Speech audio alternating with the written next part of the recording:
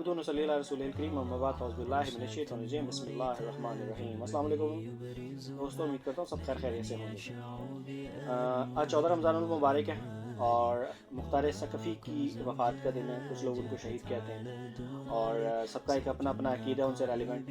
بنیادی طور پہ مختار ثقفی کا تعارف یہ ہے کہ انہوں نے قاتلین امام حسین رضی اللہ تعالیٰ عنہ کا بدلہ لیا تھا اور ان کو قتل کیا تھا۔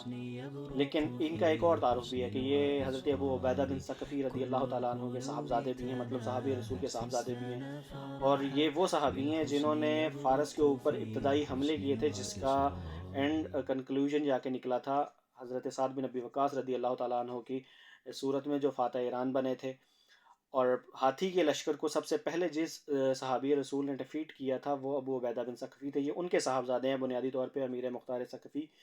اور کل 15 رمضان المبارک ہے، جو کہ امام حسن علیہ السلام کی ولادت کا دن ہے۔ اللہ تعالیٰ ان دونوں شخصیات کے حوالے سے اور خاص طور پہ امام حسن کے حوالے سے ہم سب کو محبگار بھی بنائے، اور ان کے بتائے گئے کام پر اور ان کی جو عملی زندگی ہے ان سے بھرپور فائدہ اٹھانے کی توفیق بھی عطا فرمائے۔